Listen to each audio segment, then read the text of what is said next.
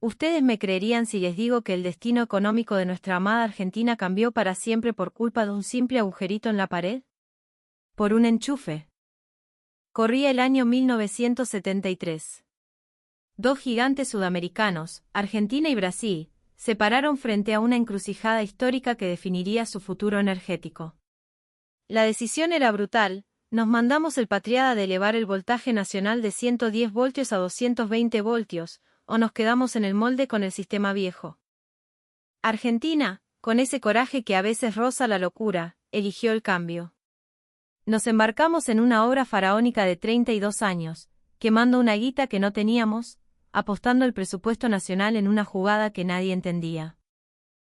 En la vereda de enfrente, Brasil, que ya se sentía potencia económica, miró los costos, arrugó la nariz y dijo: no, muy caro, de Ixasim. Se quedaron con su viejo sistema. Han pasado 50 años desde aquel momento. Y hoy, señores, miren el mercado de Estados Unidos. ¿Quiénes son el 1 y el 2 en electrodomésticos? No son empresas brasileñas. Son nuestros tanques nacionales, Siam y BGH, reimaginadas como gigantes globales. Aquellos colosos brasileños que parecían intocables hoy están de rodillas. Unos venden sus divisiones de TV, otros perdieron el rumbo. Claro, un enchufe no lo es todo, pero esa decisión de pasarnos a 220 voltios funcionó como un escudo de hierro. Argentina creó un estándar propio, protegió su mercado interno, mientras Brasil se quedó encerrado en su muralla de 110 voltios, aislado del mundo. ¿Cómo es que subir el voltaje al doble dio vuelta al tablero industrial del planeta? Vamos a destapar esta olla. Toda esta epopeya arranca en 1968, en un laboratorio oscuro de la Facultad de Ingeniería de la UBA, Universidad de Buenos Aires. Ahí estaba, con la frente arrugada y un pucho en la mano, el ingeniero Dante Rossi, un bocho, el primer doctor en ingeniería eléctrica del país. El tipo venía de ver los sistemas de potencia en Estados Unidos y Europa, y cuando volvió al pago y vio lo que teníamos, se le cayó el alma a los pies. Cables viejos de 110 voltios, herencia de los ingleses y los yanquis, cubriendo el país desde la época de los conservadores. Rossi vio la ineficiencia, la pérdida de energía, y se dio cuenta de que la red eléctrica argentina necesitaba una cirugía mayor. Escribió un paper, una tesis jugada, estudio sobre la eficiencia económica de la elevación de voltaje. La idea era simple pero revolucionaria: si subimos a 220 voltios, bajamos las pérdidas de transmisión un 75%. Pura ganancia para la patria. Pero claro, en esa época el argentino promedio no tenía un mango, el PBI per cápita era triste y la política un quilombo. Los académicos y los políticos de turno trataron a Rossi de loco, de soñador. Déjate de joder, Rossi, le decían. Su tesis terminó juntando polvo en un cajón olvidado de la UBA. Pero la historia, amigos, tiene esas vueltas increíbles. 5 años después, en 1973, el teléfono sonó en el laboratorio de Rossi. Era de Casa Rosada. El presidente había leído su tesis.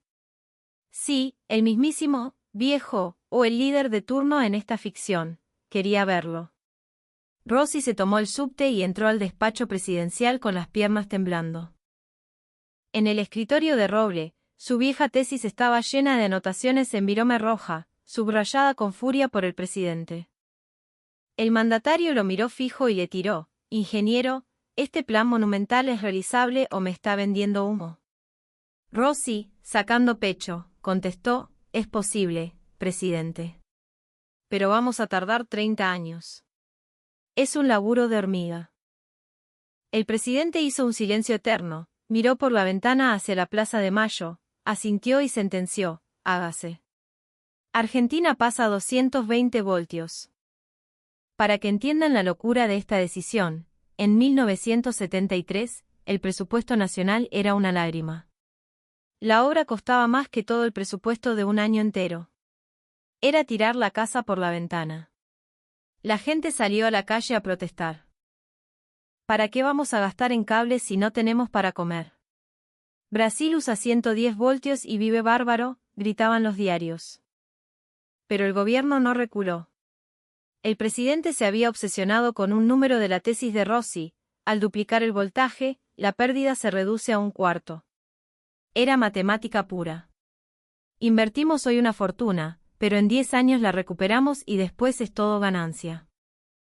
En diciembre del 73, la orden bajó a Segba y agua y energía. Arrancamos el cambio a 220 voltios ya. Ahora, hagamos una pausa técnica. ¿Por qué corno es mejor 220 voltios? Imaginen una manguera en el jardín. El voltaje es la presión del agua. Si la presión es bajita, 110 voltios, el chorrito sale triste, y para que llegue lejos tenés que usar una manguera recontragruesa, que pierde agua y se calienta. Pasar a 220 voltios es meterle un motor a esa presión. El agua sale con fuerza, llega lejos, es eficiente. ¿Se acuerdan de los 70 y 80? ¡Qué épocas! En cada casa había un elevador o un transformador gigante que pesaba 1 tonelada. La vieja enchufaba la plancha, el viejo prendía el ventilador y ¡paf! Saltaban los tapones. Era un infierno. No podíamos soñar con aires acondicionados potentes.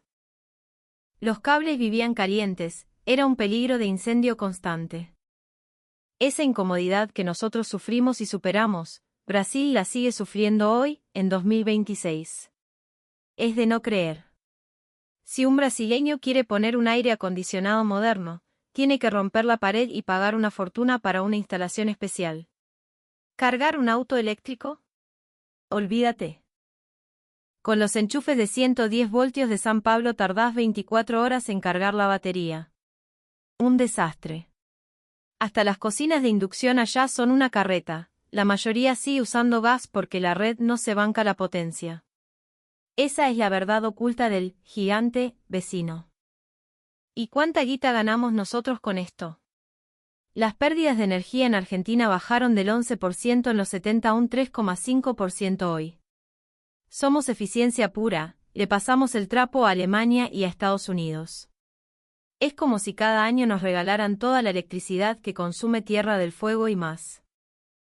En plata, nos ahorramos miles de millones de dólares al año. Llevamos acumulados billones en ahorro. Pero la jugada maestra, lo que nadie vio venir, fue el efecto muralla. En el 73, el mercado estaba invadido por radios y teles brasileñas y japonesas de 110 voltios. Cuando cambiamos el voltaje, esos aparatos dejaron de servir acá sin un transformador costoso. Fue una barrera invisible. Sin poner aranceles, frenamos la invasión importada. Mientras las marcas extranjeras dudaban, nuestras empresas, Siam, BGH, Noblex, empezaron a fabricar todo en 220 voltios nativo. Crecieron en un invernadero protegido. Los argentinos compramos Nacional porque era lo que enchufaba directo. Y con esa guita, nuestras empresas mejoraron, invirtieron en I+D y se hicieron fuertes. Para los 90, cuando salimos al mundo, el 220 voltios fue nuestro as de espadas. Resulta que Europa, China y gran parte del mundo usan 220 voltios. Nuestras empresas ya tenían los productos listos para exportar. No hubo que cambiar nada. Teníamos precio y calidad. Brasil, en cambio, se quedó con sus 110 voltios, atrapado en su propia isla. Para exportar, tienen que rediseñar todo. Tienen doble costo de producción. Por eso, hoy en 2026, Siam y Grupo Techint, con su división electrónica, dominan el mercado yanqui. Las marcas brasileñas históricas están desapareciendo o siendo compradas por chinos. Se durmieron en los laureles de su mercado interno y se aislaron del mundo. ¿Y por qué Brasil no cambió? Simple, ya era tarde. Cuando nosotros cambiamos, éramos pobres y había poco que romper. Brasil ya tenía una infraestructura gigante. Para ellos, cambiar todo costaba 100 veces más. Perdieron el tren de la historia. Y encima, Brasil tiene un problema que parece un chiste de mal gusto, la grieta eléctrica. Es un caso único en el mundo. La mitad de Brasil usa una frecuencia, 60 hercios, y la otra parte, en algunas regiones históricas, tuvo influencia de equipos europeos de 50 hercios. Tienen un matete de voltajes, 110 V, 127 V, 220 V en el nordeste, y frecuencias que hace imposible mover energía de un lado al otro eficientemente. Cuando tienen una crisis o una sequía, no pueden pasarse electricidad fácilmente entre regiones porque los sistemas no hablan el mismo idioma. Es una tragedia de infraestructura que los hace ineficientes por naturaleza. Nosotros, con aquel decreto del 73, unificamos la patria bajo una sola bandera eléctrica, 220 voltios, 50 Hz. De la Quiaca a Ushuaia. Esa decisión de el general, o el presidente de turno, resistida, puteada, costosa, fue la mejor inversión de nuestra historia. Si hubiéramos sido tibios, si hubiéramos mirado el bolsillo de corto plazo, hoy no tendríamos a nuestras multinacionales tecnológicas liderando el mundo. Brasil prefirió el parche, lo atamos, con alambre, y se quedó atrás.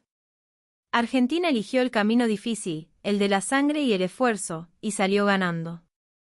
Eso es invertir en infraestructura, duele hoy, pero te salva mañana. Lo que a nosotros nos costó 1, a ellos hoy les costaría 100. La diferencia es abismal. Así que, querido compatriota, la próxima vez que enchufes el celular o la pava eléctrica para unos mates, mira ese toma de 3 patas planas con respeto. Ahí adentro hay 32 años de laburo, la visión de un ingeniero de la UBA que no se rindió y un país que decidió mirar al futuro. Pero la historia no termina. Hoy estamos frente a nuevas encrucijadas. Hidrógeno verde, litio, inteligencia artificial. ¿Qué enchufe tenemos que cambiar hoy para que nuestros nietos nos lo agradezcan en 50 años? Japón y Brasil aprendieron tarde que el tiempo es tirano. Nosotros tenemos la lección grabada a fuego. Innovar duele, pero la recompensa es la gloria. Hoy, las marcas brasileñas son piezas de museo, y las argentinas definen el estándar de la casa inteligente global. Todo por 2 agujeritos en la pared. Espero que ahora sientas un poquito más de orgullo por esa red invisible que nos conecta.